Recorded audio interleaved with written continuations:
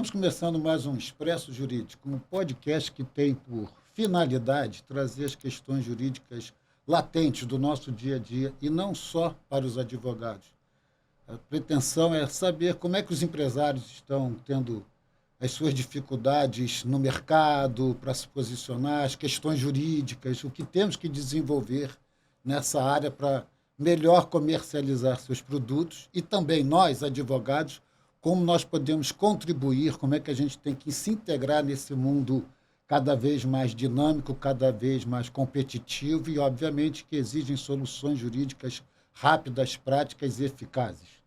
E para o meu prazer, para a minha felicidade, a gente hoje está recebendo Michel Tawil, empresário novo, 33 anos, recém-feitos, acabei de saber aqui, né, do Rio de Janeiro, que é dono da franquia de comida do estilo brunch Casa Craviola, dono da marca de moda praia da Blue Man, mentor do IBMEC e do IBMEC Herbs do Rio de Janeiro, conselheiro de varejo da FEComércio do Rio de Janeiro e também coordenador no Rio do... Acelera Varejo. É um site, É um grupo, uma comunidade. É uma comunidade, né? Acelera Varejo. Como vocês podem ver, teremos bons e longos papos aqui nesse podcast hoje. Mas, Michel, obrigado por ter vindo. Eu sei que sua vida é um corre-corre desgraçado e, de verdade, agradeço muito você poder vir aqui transmitir toda essa experiência e por onde você tem andado para a gente. Obrigado.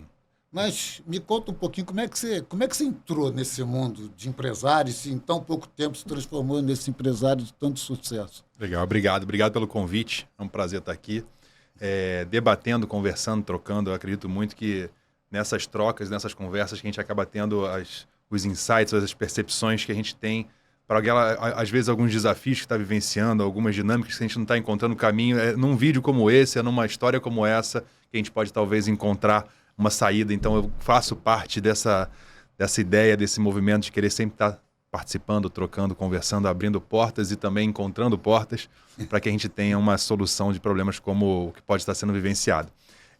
A história de como eu comecei, eu brinco muito sobre isso, né? Minha mãe é médica e meu pai veio a falecer, eu era muito pequeno, eu tinha 3 anos de idade.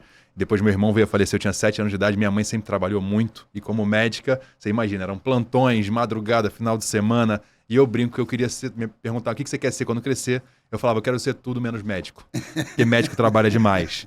E eu tinha uma grande inspiração, que era meu padrinho, a figura masculina que eu tinha na ausência do meu pai.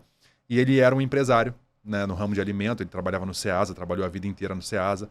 E eu com 7, 8, 9, 10, 11, 12 anos, eu via aquela cena. Não só da bonança financeira que se tinha, mas da vida de que ele tinha, da forma como ele lidava com os problemas, da forma como ele exercia a profissão e os benefícios que tinha através daquilo ali. Então eu sempre tive a aspiração de ser como ele, um empresário. E obviamente a minha família veio por parte de mãe também, muito no viés do empreendedorismo e ser varejista, né? Eu tenho um tio que tem loja de colchão, eu tenho um outro tio que trabalhava no Ceasa, eu tenho um outro primo que trabalha no Ceasa, eu tinha um avô que veio de Teófilo Otoni com uma mão na frente e outra atrás e criou mais de 20 lojas de diversos segmentos, roupa, sapato, lá em Niterói. Né? Que era uma referência, né? Sim. E depois, quando ele quis se aposentar com 60 anos, ele foi para a Bahia descansar, chegou, comprou uma casinha para ter um quarto, uma cozinha. Quando viu, virou um hotel de 110 quartos, com estrutura, com tudo. Então, assim, era uma empreendedora não largava. Eu tinha que ser empresário de alguma maneira. E o meu sonho de vida, a partir dos 2, eu sabia que eu queria fazer administração e eu queria fazer na PUC. E aí eu vim cursar com 18 anos administração na PUC e fui trabalhar com o meu padrinho, que eu tanto queria ser como ele.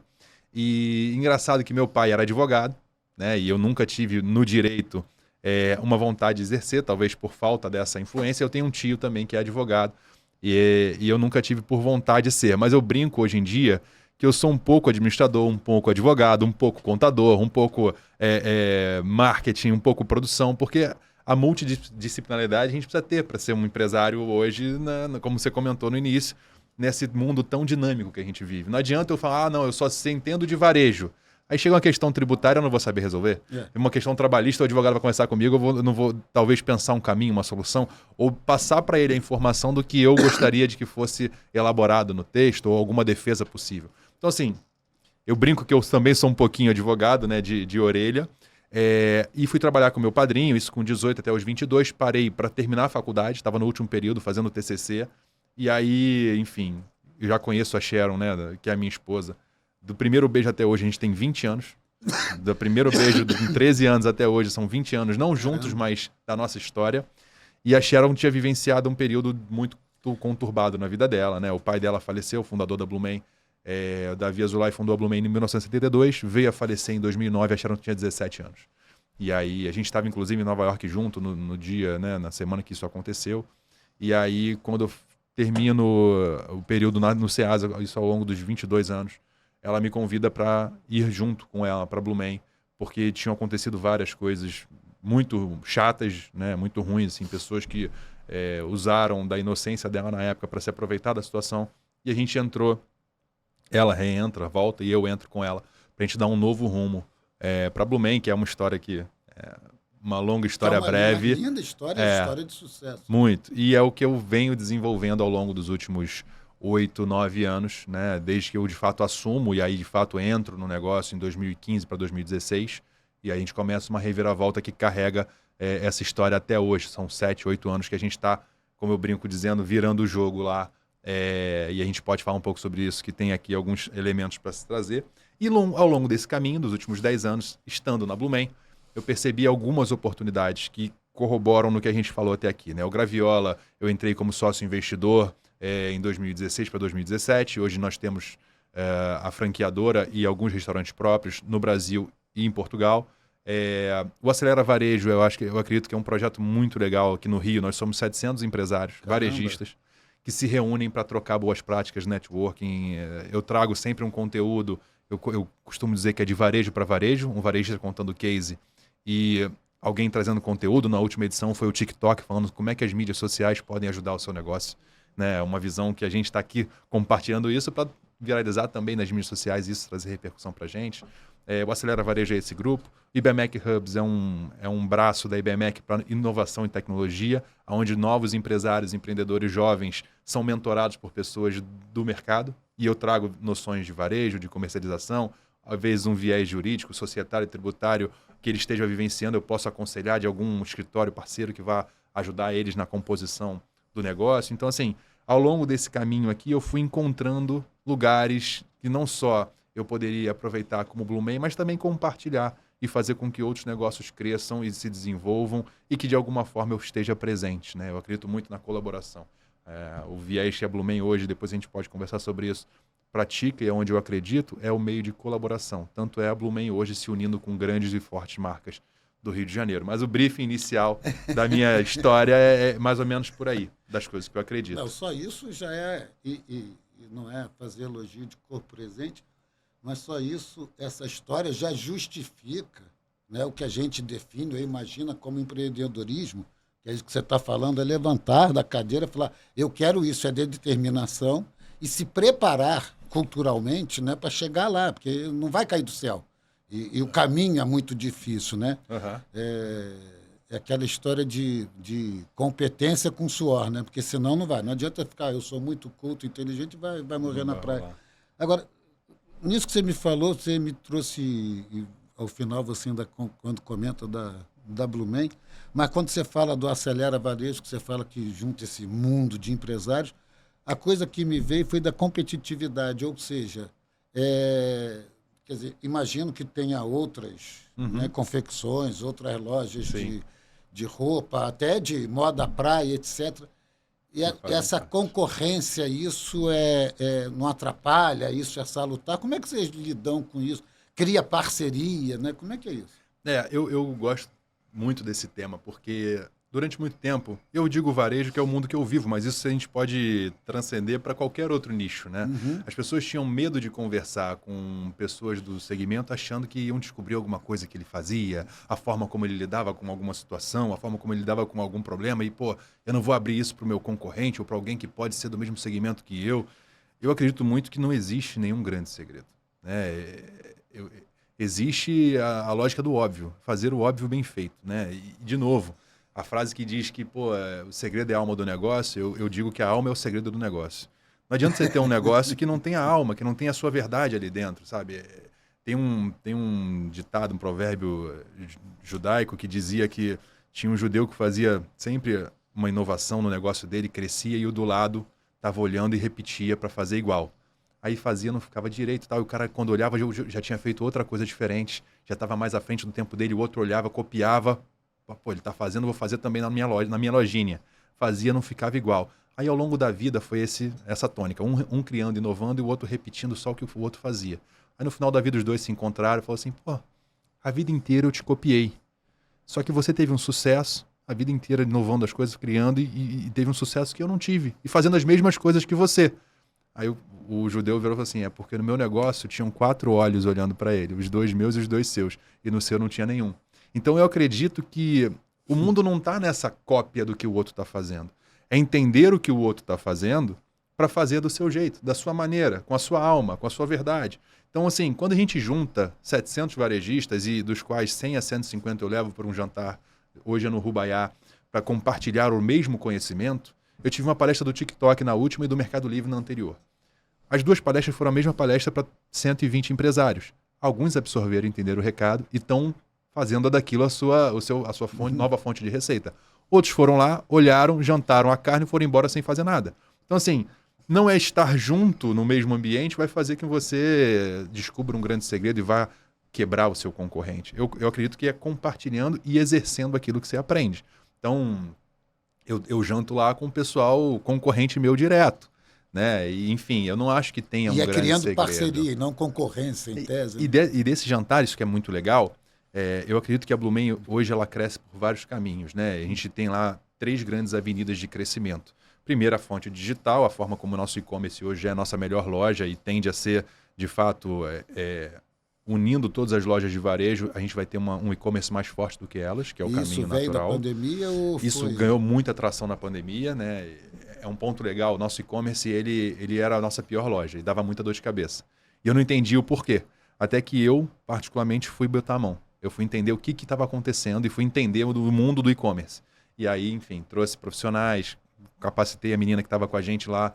Hoje ela é nossa head de e-commerce, está tirando onda, mandando muito bem, treinou junto comigo. Fiz curso da FGV, eu e ela sentado mesa, lado a lado.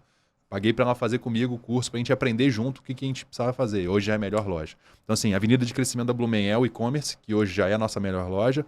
Segunda avenida de crescimento é através do atacado, multimarca. Estar presente hoje em mais de 400 pontos de venda e a gente tem potencial para crescer e chegar a mais pontos de venda. E o terceiro grande ponto é a área de licenciamento de marca. Hoje a Blumem ela é parceira dos 4 grandes clubes de futebol do Rio de Janeiro, Flamengo, Fluminense, Botafogo e Vasco. E também tem criado parcerias dentro do Acelera Varejo com marcas legais. Exemplo, agora no final do ano, a Sorveteria Itália vai ter todos os uniformes da Blumem. O uniforme vai ter uma estampa da Blumem. E o sabor de coco vai ser um sabor estampado como estampa da Blumem e vai ser o sabor da Blumem do verão. É o sabor de coco. Onde você imaginou que o sorvete Itália e a Blumem, que tem a ver verão, sol, praia, estariam juntos numa ação? Nasceu, né, nesse intuito de unir forças do varejo. O Mercado Zona Sul, o melhor mercado do Rio de Janeiro, para quem não é daqui, não conhece, né, o mercado mais top, todas as sacolas retornáveis, sacolas, né, estampadas da Zona Sul, são da Blumem. Então, assim... E que, diga-se de passagem, interrompendo, porque as sacas eu acho que é um case de sucesso ali fantástico, né? A gente, toda vez que chega alguém lá em casa, que você vai, eu compro as sacas porque são lindas, né? Uhum. E tem aquela que é Amo Rio, não sei o que, com mais estampas. Algumas amigas da minha filha de fora, quando chegam, perguntam, posso levar? Isso é lindo, levam presente, como um grande né? souvenir do Rio de Janeiro, né? É verdade. E é uma loja de mercado que a Blumem inovou com isso e virou um case. Né? É verdade. E assim, aonde você imaginava que um mercado e uma marca de moda praia vão se unir? É através da colaboração, é através de grupos como esse, que é onde junta essa maneira. A Blumem completou 50 anos ano passado. A gente iluminou o Cristo Redentor todo de azul, em homenagem aos 50 anos, e fez um jantar para 50, 60 pessoas, entre clientes principais da marca e parceiros da marca. Aonde eu conheci, aonde eu troquei com o pessoal que organiza o Cristo, nesse evento. Então, assim, é estar aberto e proativo para isso e não é ter medo do concorrente ou ter medo do que eu vou falar. Né? A gente tem muito mais a acrescentar e crescer do que, de fato, brigar ou descobrir um segredo. Nessa configuração, você traz tanta informação interessante. Na minha cabeça de advogado, quando você fala, eu tenho ali a parceria com Sorvete Itália, eu tenho a parceria de franquias, né? Inclusive do Graviola, etc. Não sei o quê. Eu fico imaginando como é que você consegue se organizar juridicamente. Você ainda estava falando aqui, a gente entrou até em LGPD, né? Do tráfico de dados, de informações. Você tem essa preocupação, você tem não sei, um corpo jurídico cuidando disso, você tem um escritório que cuida, isso vem intuitivamente ou você consulta conforme a sua necessidade?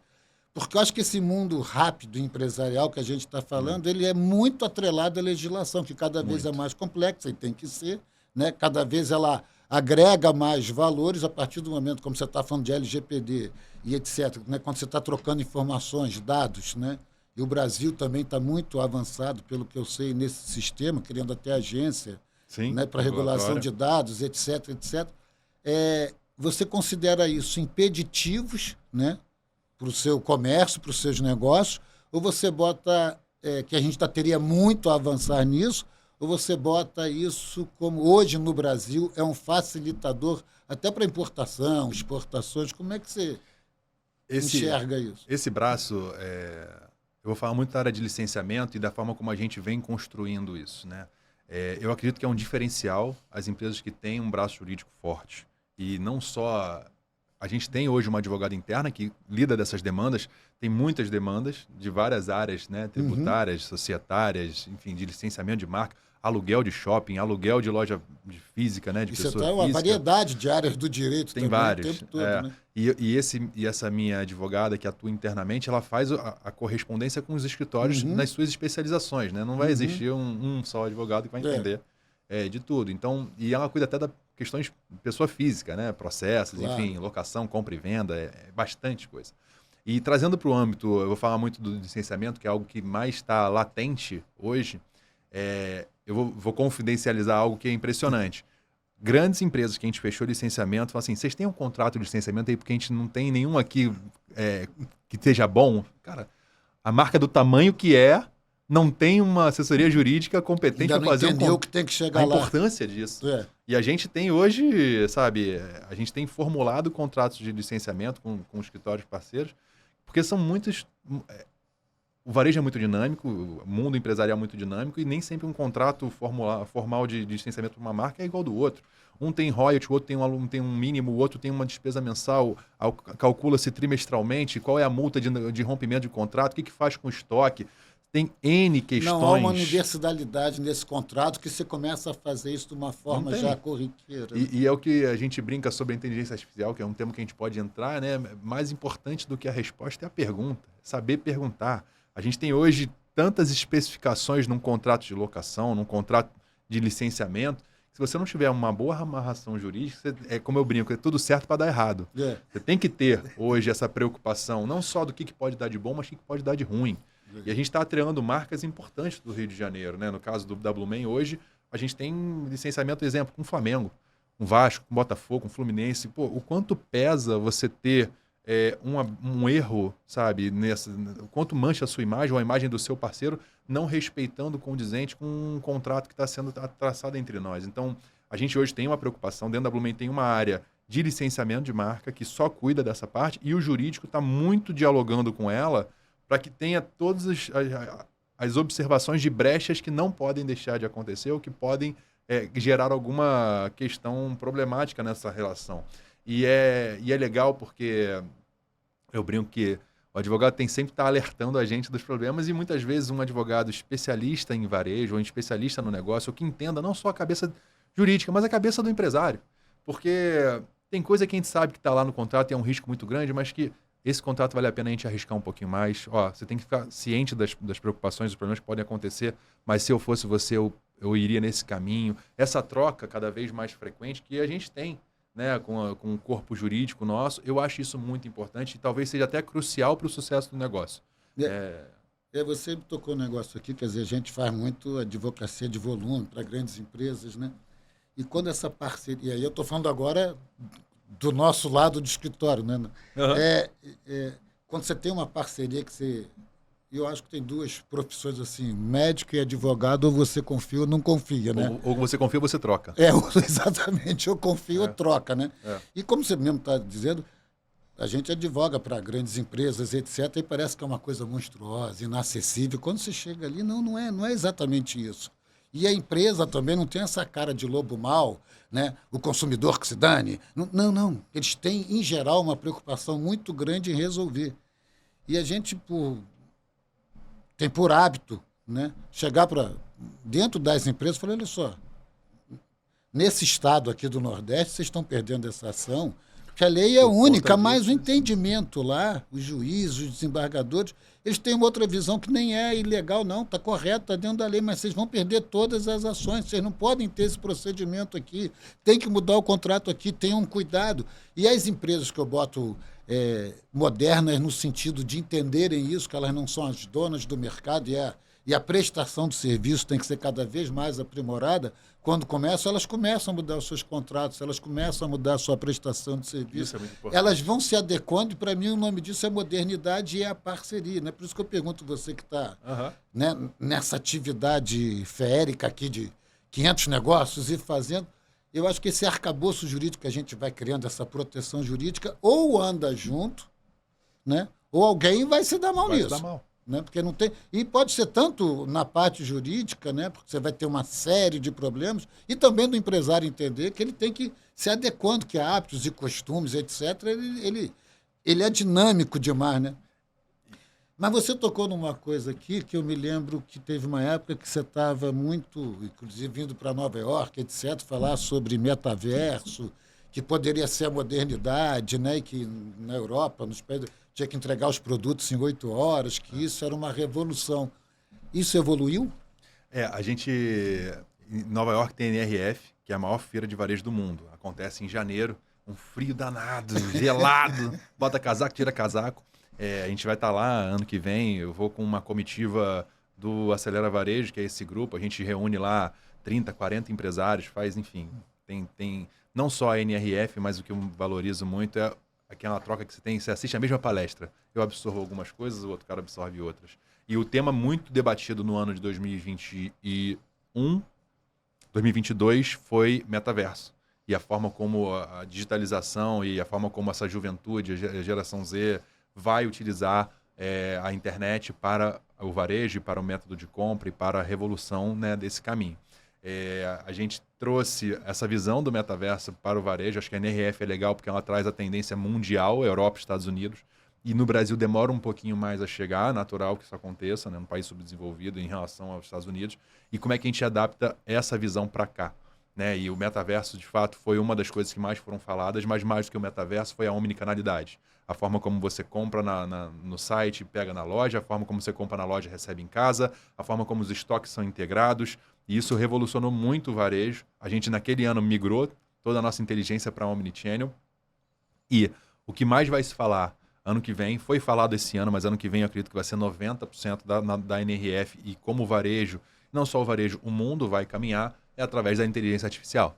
A forma como as pessoas vão interagir através do chat GPT, através da questão do vídeo, do texto, todas as revoluções que acontecerão através da inteligência artificial. O varejo hoje ele já tem algumas frentes abertas para isso, tanto na comunicação com o cliente, através de chats, de robôs, mas também na forma como o varejo vai se organizar na parte de compra, suprimento, na forma como ele vai fazer o trial dos produtos que mais vendem, cruzando com fornecedores, cruzando com esqueleto de coleção, isso vai acontecer e já vem acontecendo.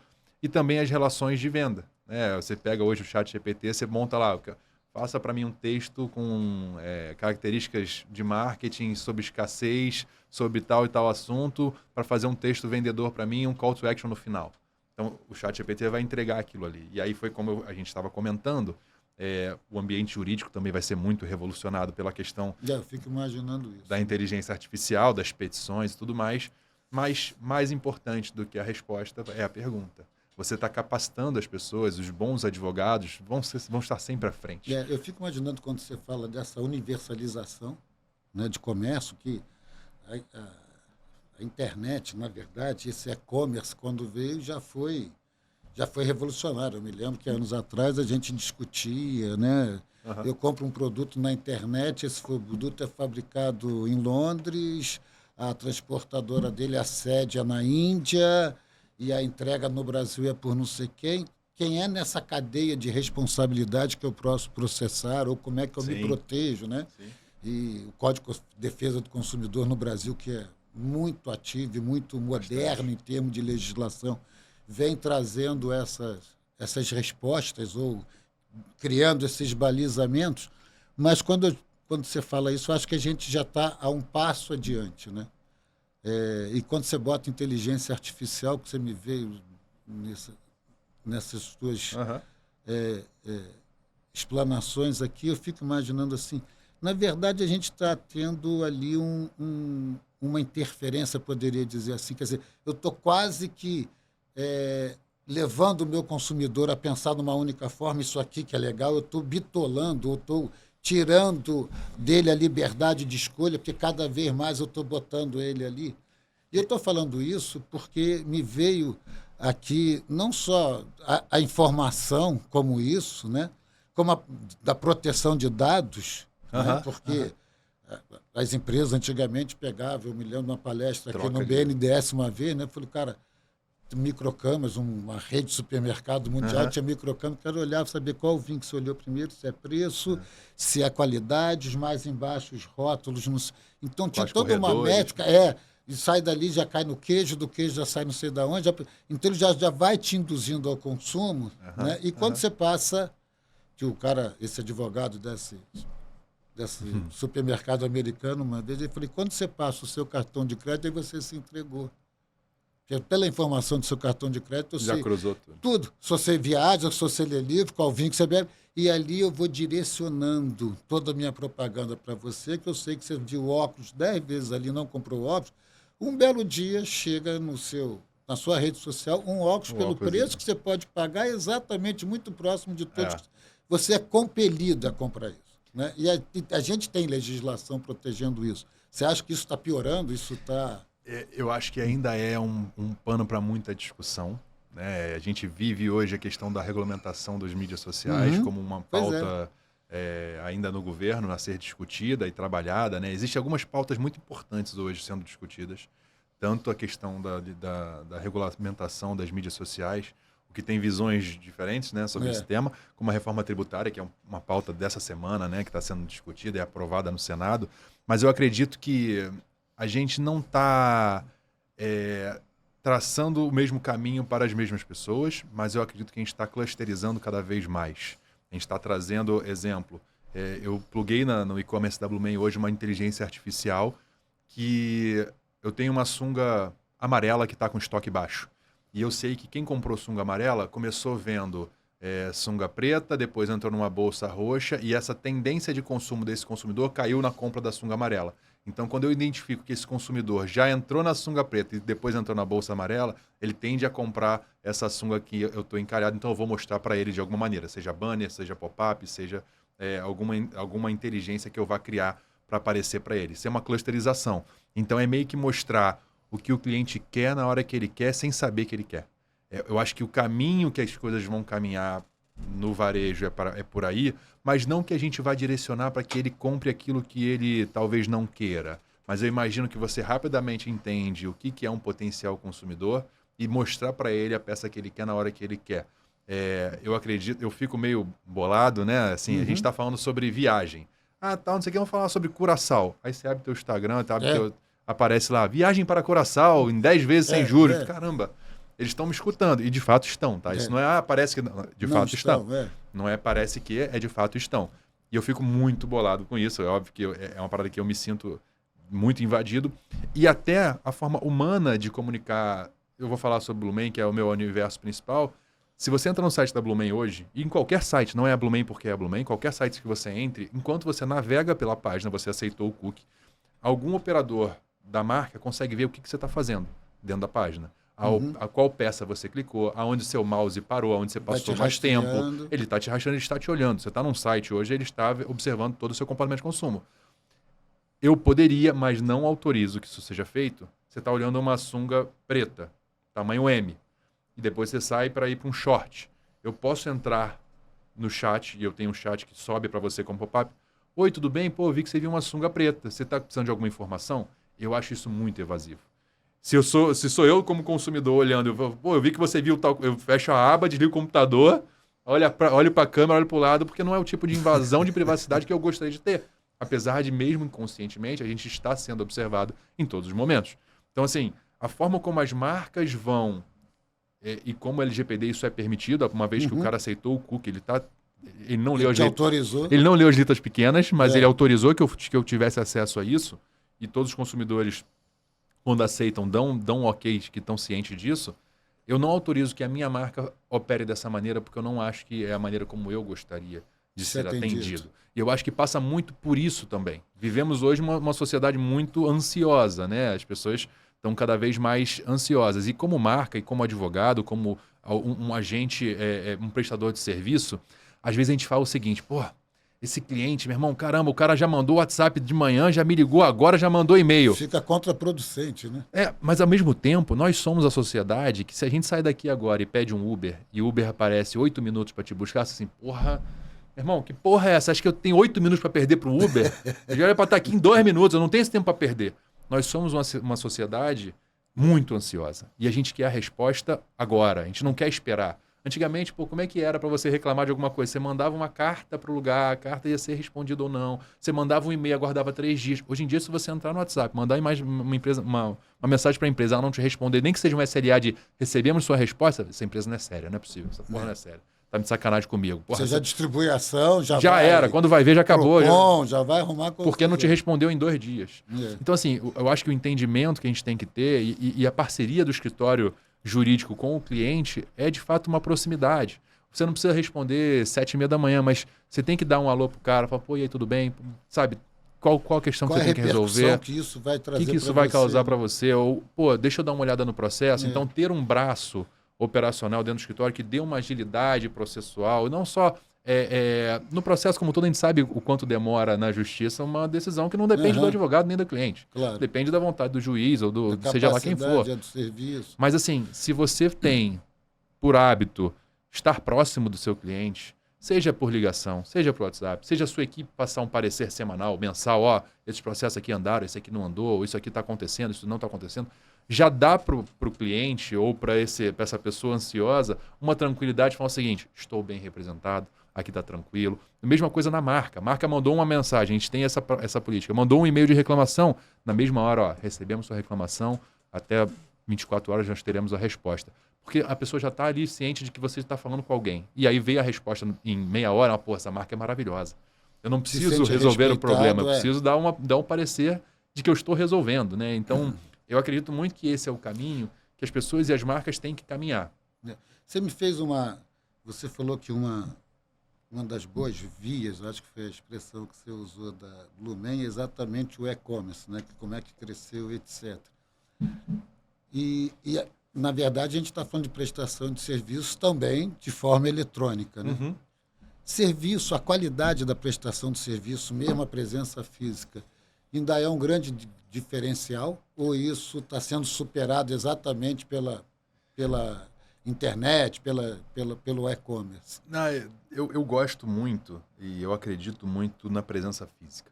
Eu entendo que a gente consegue otimizar bastante tendo reunião online, eu entendo que a gente pode fazer um Zoom para trocar muitas das informações e necessidades que deveriam ser, enfim, a moda antiga seria presencial, mas eu entendo que é a máxima do PQP, né? Eu falo muito sobre PQP, pessoas querem pessoas. Não adianta a gente, sei lá, você tem um corpo jurídico, um advogado, um parceiro, e aí você só se relaciona por WhatsApp ou por mensagem ou por Zoom porque é mais fácil. Eu acredito muito que tem que ter aquele almoço com o cliente, você tem que estar disposto, tem que ir lá visitar ele no lugar dele, no escritório dele, demonstrar estar interessado nas causas ou no que ele está vivenciando de dinâmica, o mundo dinâmico que a gente vive, qual questão está acontecendo, e obviamente transpassa para a questão pessoal também, é inegável. A gente, no final do dia, nós queremos também ter o aspecto social, é tomar um vinho, é conversar, é comer um queijinho. Então eu acredito, eu tenho essa relação com todos os meus parceiros principais, pessoas que de fato definem a minha vida, né? É verdade. No final do dia, você ter um bom parceiro jurídico, ter um bom escritório, ter um bom advogado, te resolve muitas questões, né? E às vezes um caminho A ou B são pontos de inflexão que um bom advogado pode mudar a tua vida, tanto para o bem quanto para o mal.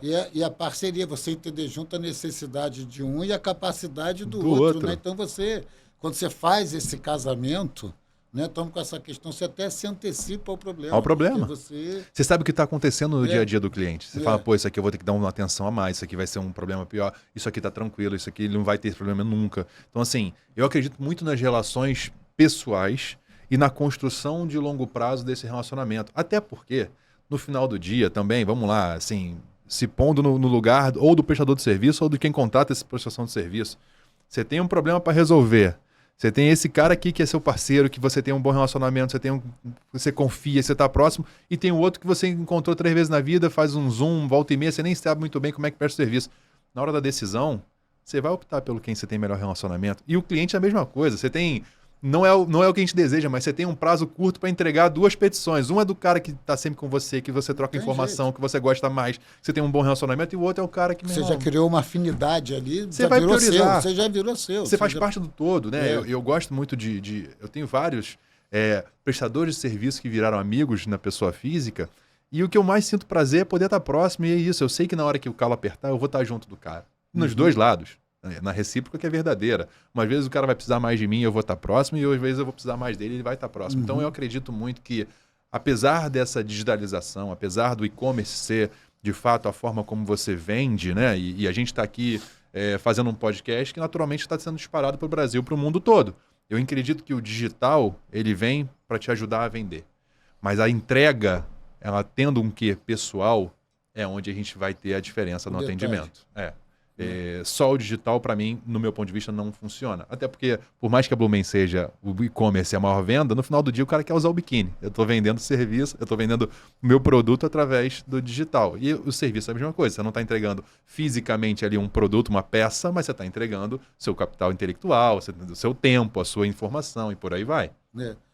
E você estava me falando antes aqui sobre as dificuldades, por exemplo, nós tangenciamos aqui reforma tributária e importação, exportação. Esse custo ainda é uma coisa viável ou a gente tem que avançar muito nisso? Porque a sensação que eu tenho, até porque as reformas todas para serem implementadas vão levar, essas tributárias levam 10 anos, Sim.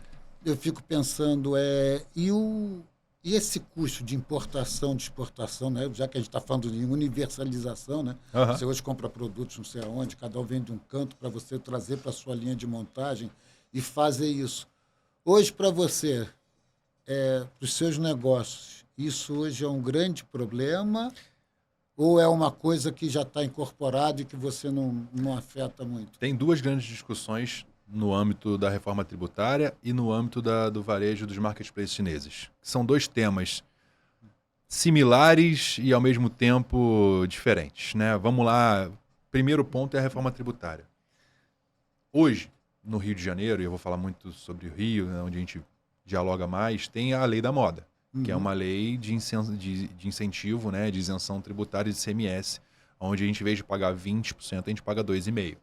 E esse benefício fiscal vai acabar em 2032 por conta da reforma tributária que está sendo aprovada. Hoje, como a gente tem o grupo Grupo Soma e o Grupo Arezzo listado em bolsa na CVM, a gente consegue ver esse número aberto. 80% do resultado do Grupo Soma é oriundo desse benefício. Então, como é que você vai fazer onde 80% do seu lucro líquido vem de um benefício fiscal? E é uma empresa que emprega talvez 5 mil ou 8 mil pessoas. É uma empresa muito grande. Assim como ela, todo o mercado de varejo de moda do Rio de Janeiro vive ou sobrevive em cima desse incentivo, desse benefício fiscal, que ele é comprovado que ele gera mais renda e mais imposto com o benefício do que pagando só, destacando o ICMS. Ele gera mais... Na prática... Ele gera mais imposto tendo essa redução. Essa é a construção que defende a tese da lei. E da aprovação, da renovação dela em 2018, se eu não me engano, até 2032. Então, assim, a reforma tributária que está sendo aprovada hoje, ela está cheia de gatilhos de lei complementar. Então, é muito importante que cada uma das marcas tenha uma boa assessoria jurídica, tributária, para entender aonde tem essas brechas jurídicas para poder atuar da melhor maneira possível. seja mudando o seu estado, seja mudando a forma como você produz, seja entendendo qual questão societária, tributária você está enquadrado hoje, porque muitas coisas vão acontecer. Ainda é gradual, a gente tem aí os próximos 8 anos, enquanto o IVA não é de fato atualizado ou de fato é validado, enquanto você vai fazendo a distribuição do federal e do estadual para esse caminho, mas eu vejo tantos varejistas hoje ocupados na sua operação do dia a dia que não estão nem olhando para isso. Tipo, depois que isso virar, eu vejo o que é. Mas é agora que você tem que começar a olhar. E aí eu acho que volta nisso, eu acho que volta a necessidade, como você faz o Acelera Varejo, né? Dessa troca. A mentoria, as mentorias que você faz, quer dizer, tem alguém com mais experiência, né? Ou olhando com e mais trazendo. conhecimento que está olhando aquilo ali para todo mundo, está resolvendo aquilo ali para todo mundo. Falei, gente, vamos por aqui, né? A gente tem, eu faço parte do conselho da FEComércio, de varejo. E lá tem um advogado trabalhista que ele atua nos sindicatos, lá na questão dos aumentos anuais de salário. Uhum. E ele trouxe uma verdade para a gente que é muito grande. Assim, vocês não estão prestando atenção nisso, e isso impacta diretamente no teu resultado, no teu lucro líquido. O quanto de aumento vai ter na sua folha impacta muitas vezes no seu resultado. Ainda mais numa rede de supermercado onde a folha do cara é imensa. Yeah. Então, e ele fala uma coisa que é muito importante. Ele fala assim, vocês, quando vão mandar lá no conselho, no comitê, vocês mandam um funcionário de vocês, em vez de ir desprender o seu tempo para olhar aquele assunto. Só que no final do dia, o seu funcionário, ele é seu funcionário. Ele quer que tenha o aumento do salário, tá ligado? Ele quer que aquele aumento seja o maior possível. Ele não vai brigar por você, ele vai brigar por ele no final do dia. E aí o empresário, às vezes, manda alguém que ele entende ser do time dele, que corresponde a ele, mas que no final do dia é alguém que tem outros interesses no CPF, que não no CNPJ. Visão de negócio, mundo, do negócio, comércio, né? não olha como um todo, não tem a visão macro do negócio. Por mas mais isso, competente que seja, né? Verdade. E isso é uma visão que eu aprendi lá no conselho da FEComércio. E hoje eu tenho esse olhar que é muito do que você comentou. A gente pode, às vezes, estar atribuado na questão do dia a dia, você é engolido pelo operacional, se você não tem uma boa equipe, aí mais ainda você está dentro da operação, olhando todos os parafusos para apertar. Mas fazer parte de grupos ou fazer parte, buscar esse conhecimento, seja... As associações, né? As associações comerciais. Que eu digo de parceiros de negócio. Parceiros mesmo, quem é que... Ali você tem muita novidade. Ali, seja num simpósio, seja num jantar, seja nessa troca, seja escutando um podcast, vendo um vídeo, olhando, observando caminhos, você vai encontrar ali, às vezes, brechas que você não sabe. E o meu intuito, como um dos líderes do Acelera Varejo, quem toca esse grupo aqui no Rio de Janeiro, essa comunidade que a gente gosta de chamar, eu tenho a preocupação de olhar o que tem acontecido de melhor, de mais tendência ou de mais preocupante para trazer para ver assim, olha só, isso aqui é importante. Quando eu trouxe o TikTok na última reunião, 96 milhões de pessoas no Brasil utilizam a plataforma do TikTok. E a mídia social, eles não falam mídia social, eles falam que é um ecossistema digital mais assistido em tempo no Brasil. Mais de 90 minutos por dia, essas 96 milhões de pessoas ficam no TikTok. Então você imagina você oferecer um produto ou serviço para 96 milhões de pessoas que estão mais de 1h30 olhando aquele celular na frente dela. Então, como é que você atrai cliente ali? Como é que a mídia você tem que usar para ser especial dali? Você não vai fazer uma comunicação no Instagram, mesmo do TikTok. Então, para mim, aquilo chamou muita atenção. Para mim, eu já criei um time interno para cuidar de TikTok. E mais do que para mim, como é que o meu grupo de varejistas, como é que a minha comunidade, como é que eu melhor faço o mercado do Rio de Janeiro crescer através disso? Todo mundo potencializa isso, né? A mesma coisa no Mercado Livre. Eles têm uma aba de lojas oficiais. Eu tenho a minha loja oficial lá. Eu poderia fazer tipo, My Precious. Eu não vou contar para ninguém que eu tenho. Não. Eu chamei o Mercado Livre, falei assim, Mercado Livre, eu tenho vários amigos varejistas no Rio de Janeiro que não conhecem o que vocês fazem. Para mim, Mercado Livre, na cabeça deles, é compra de peça usada de carro e muamba que nego vende sem nota. E pelo contrário, já é a maior empresa da América Latina, eles são monstros. Só que o mercado do Rio não tinha esse conhecimento. Eu trouxe para que outros varejistas conhecessem mais sobre isso, entendessem a importância de ter uma loja oficial. Então, eu acredito que é isso que a gente está tendo aqui, essa troca que a gente está tendo aqui. E trazendo para a reforma tributária, e eu quero trazer para o ano que vem um tributarista, um advogado, para comentar as mudanças e modificações, para que o varejo esteja atento, para que isso vai impactar diretamente na vida dele. E não só, obviamente, eu sou moda, mas tem muita gastronomia, tem muita rede de franquia, e eu também tenho uma rede de franquia, onde o ISS vai aumentar absurdamente. Então, assim, quem é serviço vai ter um impacto muito grande com a reforma tributária. Né? E quanto isso pode ser trabalhado ainda? Quantas leis complementares ou quantas quantas conversas jurídicas vão acontecer nos próximos meses e quanto alinhado com o seu advogado você tem que estar para entender aonde vão haver esses caminhos para que você se beneficie do seu negócio. Porque ninguém quer pagar mais imposto. Essa é a grande verdade. Todo mundo está preocupado, eu brinco que todo mundo está preocupado com duas coisas, vender mais e ter mais lucro. Senão não faz sentido a gente acordar para sair de casa. E vender mais e ter mais lucro, concomitantemente, está atribulado à questão tributária. Então, essa observação é importante. E o segundo ponto que a gente conversou, sobre o marketplace chinês e como é que isso aflige o varejo, em 2020, 4% do mercado da moda era tido, né, era consumido através do marketplace chinês. Esse ano já é 20%. Então, os caras quintuplicaram o tamanho em 1 ano e meio. E existe uma justificativa, assim... Preço, prazo... por competência deles e inoperância nossa ou o quê? Ou até uma isso que a gente está falando, fatores. o custo Brasil, né?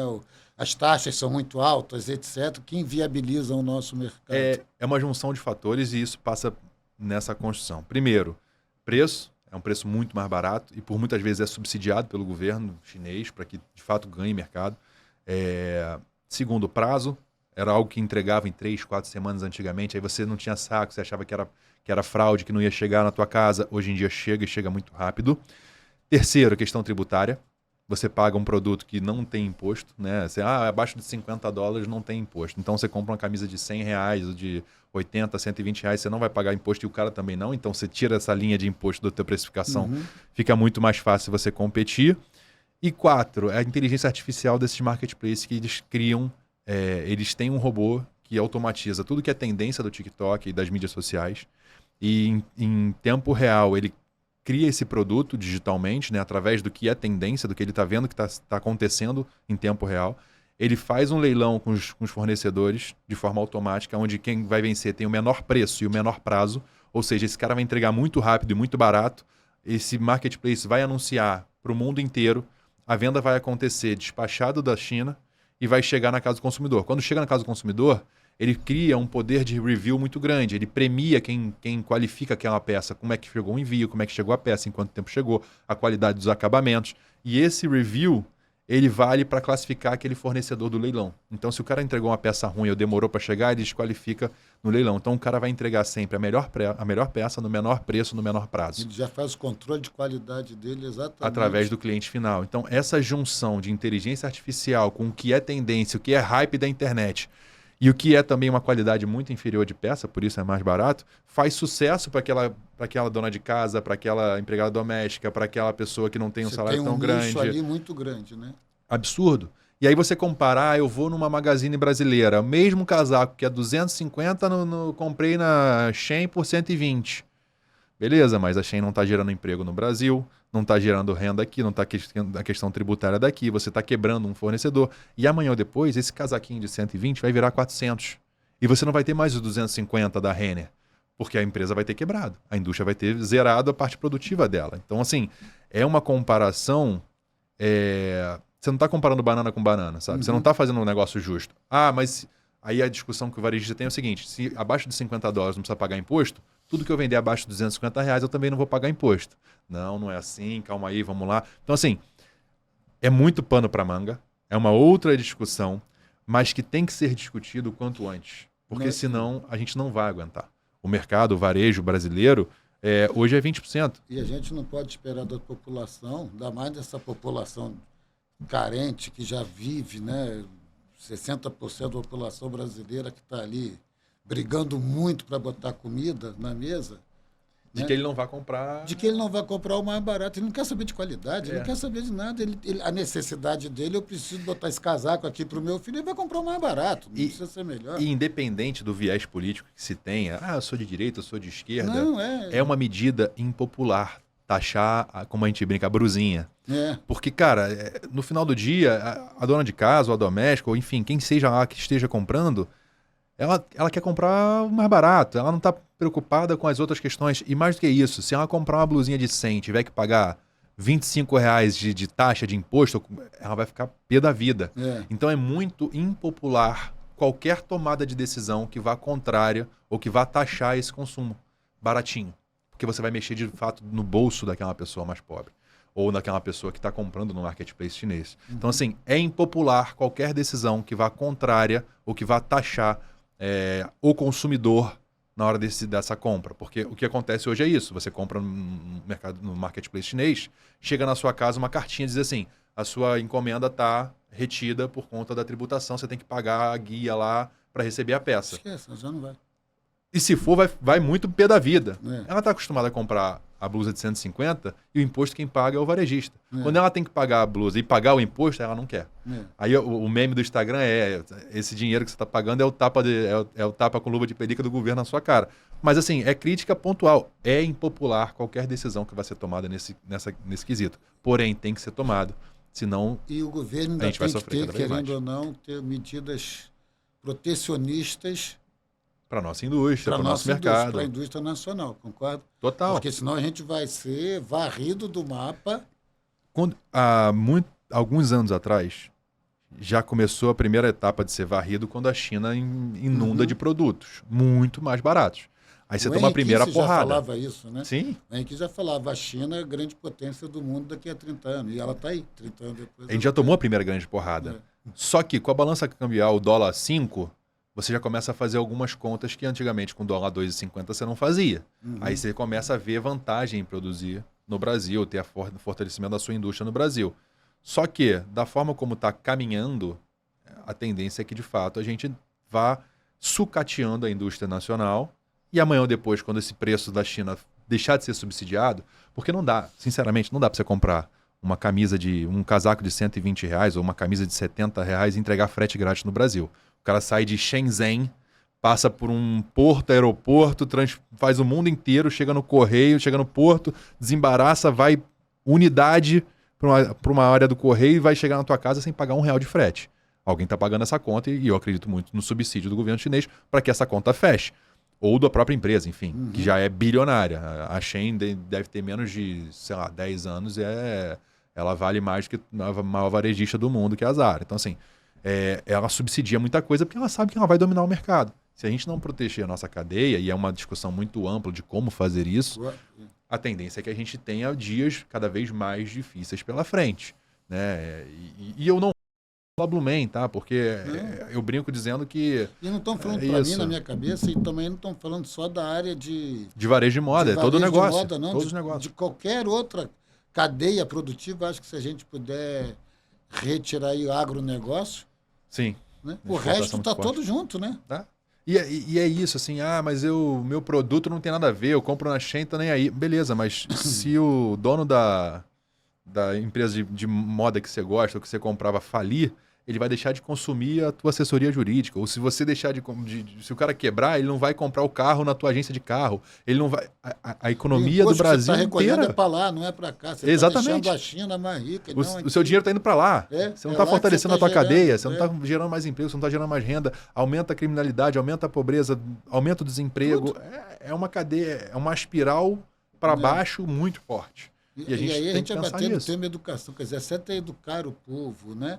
Quer dizer, o povo que eu falo, eu não estou falando... Eu estou falando de classe média. Total. Que não tem essa consciência, que é quem gera, né, a riqueza, né? Porque é quem está consumindo ali no dia a dia. Quando não tem essa educação, não digo só educação financeira, não, nem visão de comércio, não.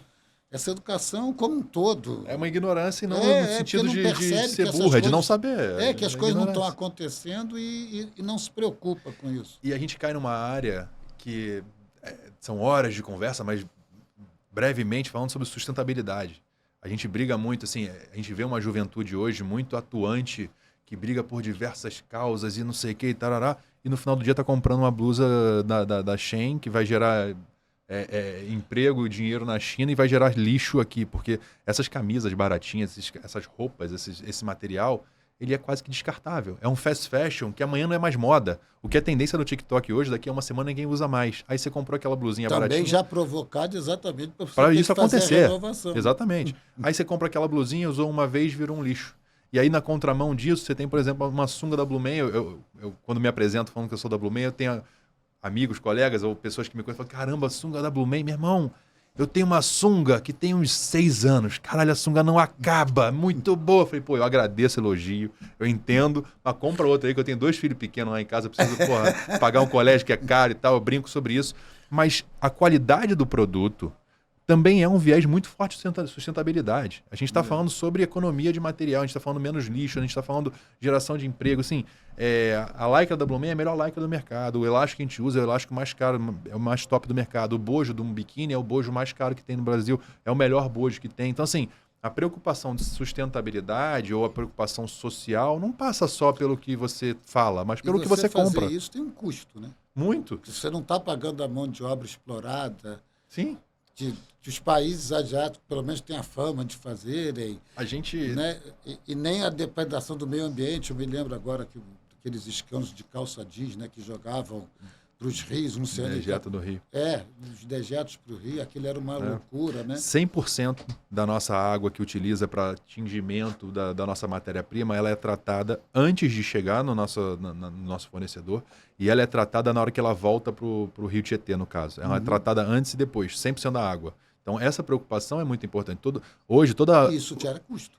Muito. É um fornecedor mais caro, mas a gente faz questão de comprar com ele, pela preocupação da cadeia como um todo. Toda a energia hoje que utiliza na Blumen é a energia solar. E vocês botam um selo verde, pode botar? Como é que é esse controle? Como é que você diferencia? Qual é a vantagem de você respeitar tudo isso? Então, parte muito do nosso viés de marketing informar isso, né? Mais do que um selo, a gente tem a preocupação de estar contando essa história através das peças de marketing. Hoje, todas as peças e aviamentos que a gente utiliza para aviamento mesmo são banhados a ouro, levam banho de ouro. Então, assim, é uma peça que você vai usar, vai no sol, no sal, no cloro, e vai ter a preocupação de não estragar, não queimar você, não descascar. Alergia a ouro, você foi falando. Falei de ouro, dá uma alergia. Não sei como é que é isso. Mas essa preocupação a gente tem de a gente informar. Porque às vezes a pessoa olha um produto ou um serviço e fala assim, muito caro. Ela não tem noção por trás, o quanto tempo você se preparou, estudou, ou está ali resolvendo aquelas questões que podem definir a vida da pessoa. No meu caso, quanto a gente se preparou para fazer o melhor biquíni possível, a ponteira de ouro, o acabamento é melhor, a lycra não polui o meio ambiente, a energia utilizada é energia solar. Então, assim, existe um quê que por muitas vezes a gente até não consegue transpassar, tá? É uma falha interna.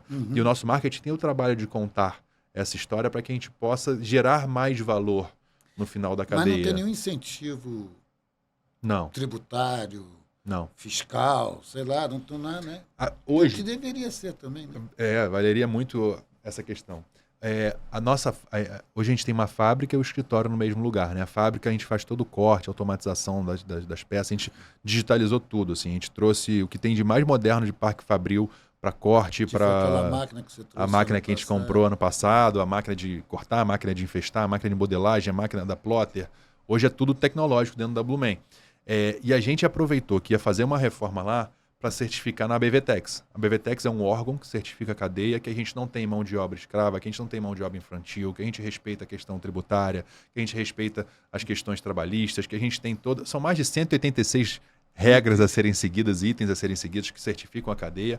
E ela faz com que a gente tenha essa certificação muito importante para os licenciamentos de marca e para a venda em grandes marketplaces e grandes parceiros, porque, assim como você falou da preocupação jurídica em expor isso em contratos, a gente não pode, nem nunca vai ter essa ameaça de aparecer num jornal grande de veiculação falando a Blumen ou o parceiro tal tem mão de obra infantil, escravo. A gente certifica a cadeia e a gente dá essa garantia, né? A gente buscou muito isso juridicamente falando, a gente tem essa preocupação de certificar a nossa cadeia, preservando a gente e preservando os parceiros que a gente tem.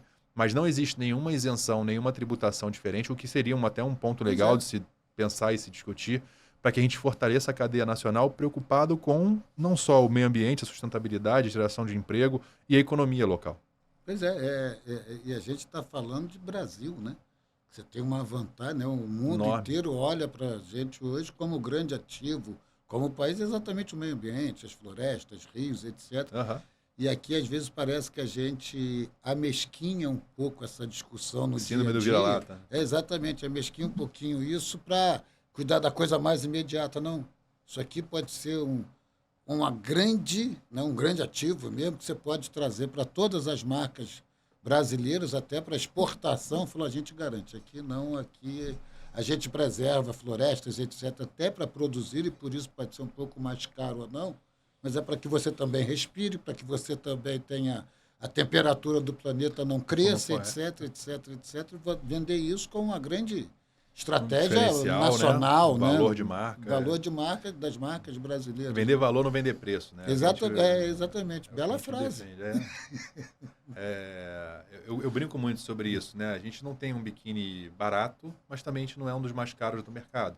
Mas se a gente conseguir demonstrar o valor da nossa peça, e a preocupação principal hoje no nosso ponto de venda, nossos vendedores, nossa equipe de venda, é demonstrar isso, né? Não é só... Você não está comprando só um biquíni.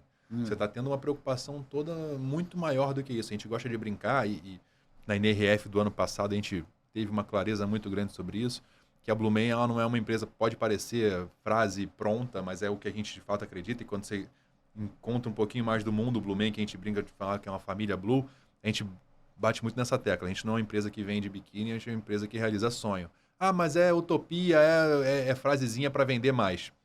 No final do dia não é, porque da porta para fora, alguém que está indo comprar uma roupa de praia, um biquíni, uma sunga, uma saída, uma viseira, um boné, uma raquete de basquetebol, é uma roupa que ele está indo para se divertir, para uma lua de mel, para esclarecer, para esparecer, para ir para a praia, para curtir. A gente não está vendendo uma roupa de escritório, a gente não está vendendo uma roupa para o cara usar no dia a dia dele, é uma roupa de fato para ele estar no momento de realização de sonhos, numa realização, num prazer dele, né? E a gente, carioca, tem uma relação com a praia muito ímpar, porque a gente vai para a praia para comemorar, a gente vai para a praia para esparecer, a gente vai para a praia para tomar um bar, para tomar um banho de mar, tirar a uruca. Quando tá triste vai para a praia, quando tá feliz vai para a praia. Então a praia é nosso ambiente de N maneiras e a gente vende peças para as pessoas que estão lá. E da porta para dentro, a gente gosta de dizer que a gente realiza o sonho das pessoas, porque a Blumen tem 51 anos, tem uma funcionária que tem 43 anos de casa, tem pessoas com 35, 32, 33 anos de casa. A gente fez um troféu ano passado que premia acima de 5, 10, 20, 30 e 40 anos de casa. Das 95 pessoas do escritório, 38 ganharam um troféu. Então você imagina que de fato alguma coisa legal a gente está realizando lá dentro. A gente botou um estúdio de flash tattoo, pessoas para fazer tatuagem na festa final de ano. Falei, pô, o pessoal vai beber, vai querer tatuar alguma coisa. Mas a gente botou lá ou um símbolo ligado à praia, mar, água de coco, uma barraquinha de sol, uma ondinha e tal, não sei o quê, ou a logo da Blumen. Eu já tinha antes. E das 35 pessoas que se tatuaram, quase 18 tatuaram a logo da Blumen em algum pedaço do corpo. Braço, antebraço, punho, pé, perna, porque algum tanto lugar. Deles quanto de vocês, né? Aquilo é o mundo, a vida deles também. É a vida deles. 30 anos ali dentro. É a vida deles. E aquela quando não fala que a Blumen é ruim, não, que eu vou brigar com você, porque aquilo é meu. E a gente colocou lá um mural, qual o sonho a Blumen te ajudou a realizar. E, cara, isso é muito emocionante. Enfim, tem lá dignidade dos meus filhos, a casa própria, minha viagem de lua de mel, pude comprar meu carro, pude pagar a faculdade do meu filho. A gente, de fato, prioriza isso quer lá. dizer, vocês, estou falando para quem não sabe, para o resto do Brasil, né, vocês estão numa área, instalados numa área muito carente do Rio de Janeiro. Sim. Em tese, uma área muito perigosa, né? Sim, sim. E até onde eu sei, vocês entram e saem, vocês entram e saem, ninguém liga, de casa, e todo mundo sabe. Quer dizer, a comunidade incorporou vocês ali de uma forma que isso aqui é nosso, ninguém mexe não, aqui não brinca. Eu acho que exatamente por esse espírito, o que também é um valor a ser considerado, não para a marca, eu falo um valor de sociedade como um todo, né? De estruturação de tudo isso que a gente fala como país, dessa responsabilidade civilizatória, né? Que a gente tem que criar e tem que ter essa concepção enquanto empresa, né? Em 2020, no ano da pandemia, quando tudo parou e fechou, a gente se viu encurralado com todas as lojas fechadas. O único ponto de venda era o e-commerce e a gente tinha produto pra caramba, porque todas as lojas estavam fechadas. O que a gente ia fazer com as pessoas? A gente tem 15 facções, são faccionistas, pessoas que costuram, famílias que costuram, empresários que têm outros fornecedores, eles não iam ter nenhuma renda, não iam ter nenhum dinheiro. Assim, eles são empresários e dependem da gente quase. Quase não, com certeza. A gente virou toda a nossa empresa para máscara, e aí a Blumen virou Blue Mask. A gente produziu mais de 1,5 milhão de máscaras em 3, 4 meses. E a gente deu para mais de 1.000 mulheres, e a grande maioria da Mangueira, do entorno da comunidade onde a gente faz parte, a gente deu emprego, renda e mais do que isso. A gente deu dignidade para essa mulher que no meio da pandemia não tinha trabalho, né? Seja ela uma faxineira, uma dona de casa, uma costureira, uma mãe de família que não tinha o que fazer. E a gente proporcionou isso para mais de 1.000 mulheres. Então, assim, E de fato, as pessoas pagavam 20 centavos, 15 centavos por máscara, a gente pagava R$ 1. Então a mulher fazia 20 mil máscaras, levava 20 mil reais. Então não foi um negócio para ganhar dinheiro. A gente até teve um resultado pequeno financeiro, mas a gente manteve todas as nossas facções e todas as nossas mulheres da comunidade ali que estavam próximas da gente com emprego, renda e dignidade. Então, para mim, quando a gente voltou e quando o mercado reabriu, a gente saiu muito na frente porque nossas máquinas não pararam, as pessoas não tinham entrado numa depressão de 4, 5 meses trancado em casa, elas estavam trabalhando, operando. A gente foi até premiado pela FEComércio no prêmio Visão Consciente, no âmbito social. A gente ganhou uma viagem para Nova York, para a NRF e tudo mais. Foi premiado, tem um quadro lá com essa premiação. Mas o mais importante de tudo foi isso.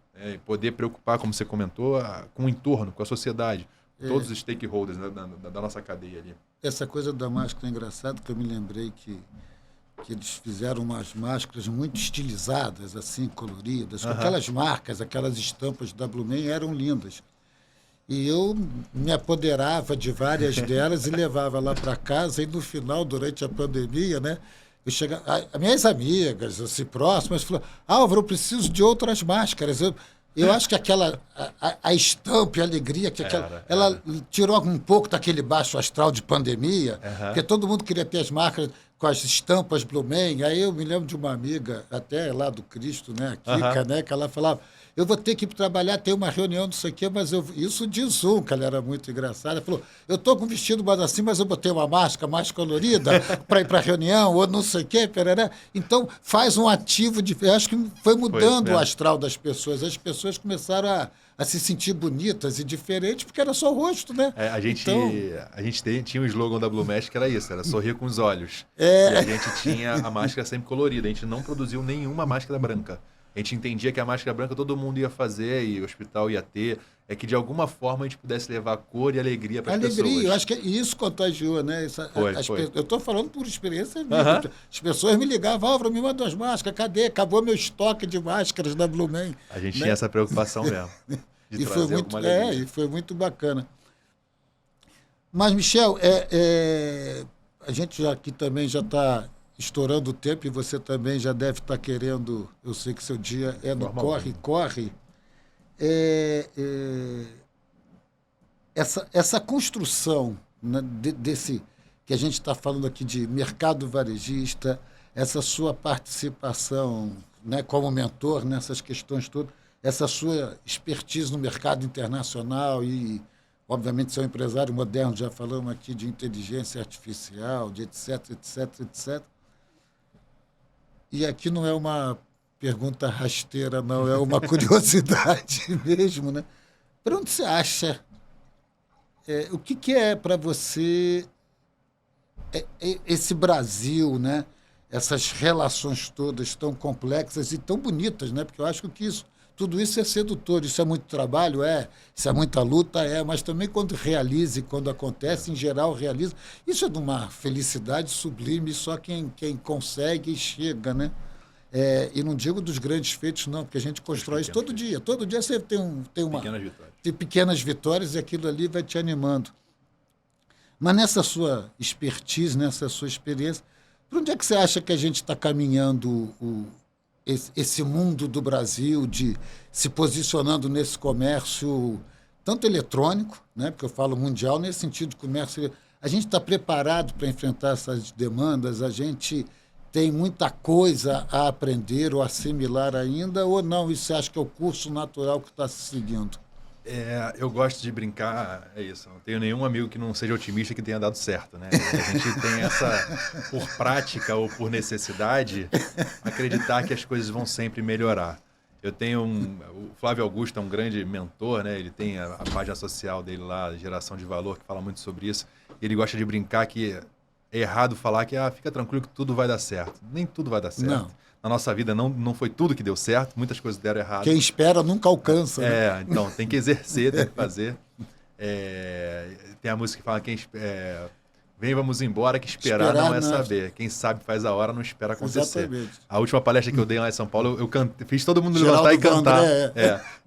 Todo mundo levantar e cantar isso, porque era um evento que falava sobre conhecimento empresariado, gestão e tudo mais. Eu falei: gente, Só saber vir para cá e olhar isso aqui não vai mudar nada na tua vida. Ficar na teoria, esquece. As pessoas falam assim, nossa, só de estar aqui já valeu. Não, vai valer quando você executar. Mas como um grande sonhador ou alguém que é muito otimista com o caminho que a gente vai trilhar pela frente, eu acredito que a gente tem que valorizar, como você trouxe, e eu faço até uma meia-culpa. Eu acho que muitas das vezes a gente não valoriza as pequenas vitórias. Eu sei que você gosta muito de valorizar, comemorar. A gente toma um vinho lá, volta e meia, para comemorar algum fato importante. Eu aprecio muito isso, né? Na semana retrasada, a Luísa estava indo viajar e a gente abriu lá uma champanhe que você comprou junto com ela. Então, eu acho que isso, para mim, até falta um pouco. Eu acho que a gente tem 2 exemplos muito claros. A gente comprou uma Sprinter, uma Sprinter nova, 2023 e tal, não sei o quê. Anteontem a gente quitou ela, era parcelada em 12 vezes. Só que era só um boleto que tinha sido pago. Quando você para trazer e a nossa máquina que a gente comprou, ela custou alguns milhões de reais, a gente terminou de pagar mês passado. Era o último boleto lá, eu dei o ok, vamos, beleza, paga, segue a vida, vê outra questão e tal. Não, peraí, a gente acabou de quitar um negócio que a gente investiu pra caramba, a gente pagou. Essas pequenas vitórias, eu acredito que elas têm que ser comemoradas de fato, porque não é... A construção de um grande feito é trabalhado nas pequenas vitórias. Então, eu acredito que isso é um dos caminhos que faz com que a gente renove as esperanças no dia a dia, né? A gente tem que valorizar essas pequenas vitórias, tem que focar no que as coisas que podem dar certo. E às vezes a gente pega no dia a dia cheio de problemas, essas questões que acontecem, questões tributárias, jurídicas, financeiras, enfim, tem vários reveses que vão passando e às vezes a gente foca neles. E eu acredito que para um dia melhor acontecer, para a gente acreditar que está no caminho certo, é olhar nas pequenas vitórias que a gente está tendo. Eu acredito que o varejo brasileiro está se adaptando. A gente vive hoje uma grande revolução e de dentro da revolução você não consegue observar o que está acontecendo de verdade, né? É isso. As revoluções acontecem e 20, 30 anos depois a gente olha para trás e fala, caramba, essa revolução aconteceu, né? A gente está no meio de uma muito grande, em vários conceitos, né? No que diz respeito à moda, as semanas de moda, o Rio Fashion Week, que não existe mais, São Paulo Fashion Week, na decadência ou na inspiracional que ele tem, ou no Paris Fashion Week. A moda passa hoje por uma grande revolução através do digital, no sinal by now. As pessoas não querem esperar para comprar, as pessoas querem comprar o que estão vendo agora, porque amanhã isso não é mais moda. Então, muita coisa vem acontecendo e a gente está no meio dessa revolução. O que eu acredito que tem que acontecer? As pessoas têm que estar cada vez mais inteiradas nessa digitalização, no mundo, no caminho que está seguindo, se preparando para tal. Com essa visão, que você me desculpa de interromper, com essa visão de parceria e universalização, acho que isso é muito interessante, né? Quando você bota, eu não tenho medo do meu concorrente, eu troco com o meu concorrente, a gente troca experiência. Se a gente entender isso, a gente muda o mundo, né? Total. Você vê, por exemplo, eu me inspiro muito é isso, o sucesso deixa rastro. Então, você vai vendo quem fez coisas muito legais e adapta para o seu mundo. Você pega uma Nike que fez parceria com a Tiffany. Você pega a Nike que fez parceria com a PlayStation. Você pega a Supreme, que é uma marca de moda streetwear, fez parceria com a Oreo de biscoito. Aí você fala, caramba, o que tem a ver uma marca de camisa fazer uma parceria com a marca de biscoito? É sold out no mesmo dia. As pessoas ficam ensandecidas para querer comprar. Tanto assim, a gente está fazendo parceria com vários marcas legais, criando produtos únicos, produtos numerados, produtos assinados. Eu acredito muito que o varejo, que o Brasil e os negócios caminham para essa colaboração, né? Para a gente ter coisas únicas, exclusivas. Eu acho que o caminho da moda e do Brasil e dos negócios parte para essa individualização. Está tudo muito igual, as pessoas estão indo muito para o mesmo caminho. Então, ter um caminho, ter uma posição ou um caminho alternativo hypado, legal, cool, bonito, maneiro, é o caminho que a gente tem que seguir. Eu acho que dias melhores virão, sempre vão vir, né? As pessoas falam assim, o mercado tal está saturado. Não está saturado, né? Basta você ter uma boa execução, uma boa ideia, comprometimento com o que você faz. É aquilo, a alma é o segredo do negócio. Bota de fato verdade no que você está fazendo, verdade no que você está executando, que a tendência é que as coisas vão dar certo. Se comprometendo, você foi no negócio das pequenas vitórias, eu me lembrei que você... Aliás, você está embelezando e eu quero lhe agradecer, um novo patrimônio meu. Eu ontem acabei, uns amigos insistiram para eu comprar o título do Flamengo, não sei o quê, e eu comprei e ontem acabei de pagar. E um outro amigo estava abrindo um restaurante dentro do Flamengo. Saí da reunião do conselho lá da OAB, chamei 2 conselheiros que também são do Flamengo, falei, vamos lá, e fomos lá jantar lá no Flamengo, nesse restaurante novo dentro do Flamengo. E aí eu me lembrei que eu tinha pago ontem a última parcela do título. Aí peguei assim, a gente estava tomando vinho, tomei o vinho, parei, fiquei olhando. Aí um deles falou assim, o que foi? Eu falei assim, isso é tudo meu. Eles começaram a rir. Falou, seu de mais 8 mil. Falei, isso é outro problema. Tudo meu. Mas hoje eu acabei de pagar, isso aqui é tudo meu. Mas é isso, é ser, saborear as pequenas vitórias, é ter prazer com isso, que o caminho vai ficando mais leve, né? E o comprometimento, essa responsabilidade social que você traz aqui, mas botar isso na prática, né? Não é ficar no discurso, né? Você vê que você fala, eu tenho essa preocupação com o meio ambiente, com isso tem um custo maior para a gente, mas isso é um ativo que a gente não abre mão e vamos embora e cria as parcerias e vou fazer as mentorias. Quer dizer, para mim, é a visão do empresário moderno, é a visão do mundo que pode dar certo. Eu, aos 65 anos, quando eu vejo vocês com 30 vindo e fazendo muito melhor, de verdade, não estou falando de graça, não, vendo que a minha geração, fazendo muito melhor do que a minha geração fez, né? Você fala assim, ainda há esperança, né? Legal. É de verdade, né? E eu gosto muito de um ditado chinês, e aqui pelo horário, que diz, se cada um limpar a sua calçada, o mundo estará limpo. Eu acho que você está limpando muito bem a sua calçada, está exemplificando como a gente pode construir esse mundo melhor. E não é um mundo de coisa, não. É um mundo com dinheiro, é um mundo com conforto, é um mundo com prazer, é um mundo com trabalho, é um mundo com derrota e vitória, é um mundo real, mas realizando, sabendo para onde está caminhando e com alegria, com a felicidade de fazer, que você continue exemplificando, que você continue mostrando os caminhos para todo mundo, como é que se faz, criando esses seguidores e que o sucesso sempre lhe acompanhe, porque ele é simplesmente a conclusão de todo o seu esforço. Das execuções, de verdade. Obrigado pela palavra, pelo carinho, enfim. Fico lisonjeado pelo elogio e pelo carinho que a gente tem. Mas não é elogio, não. É reconhecimento. Eu acho que o elogio fica uma coisa meio, né? Eu vou elogiar, porque não é o reconhecimento, é o olhar que você bota, é como é que você está vendo a coisa. E isso tem que ser aplaudido. Né? Num mundo que a gente só fala de desgraça, violência, essa juventude perdida. Não, para com isso tudo. Tem bons caminhos. Tem vários bons, ainda bem que os bons caminhos ainda são, mas eles têm que ser propalados, né? Senão os exemplos que a gente tem é só das coisas ruins. E que bom que você é um exemplo das coisas boas que acontecem aqui. Obrigado. Beijo na Sharon, na Ayla, no Arol, em todos lá. Valeu.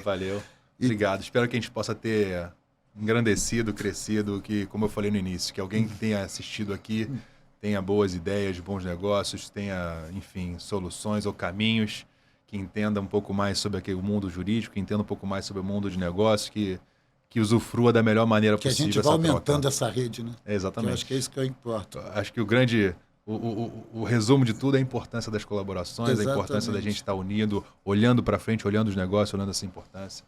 Eu fico feliz de poder participar aqui e engrandecer o canal. Eu que te agradeço muito. Abração. Obrigado. E a todos vocês também, mais uma vez, obrigado. Hoje com Michel Tauil, que obviamente é o show de sempre. Obrigado também pela sua atenção.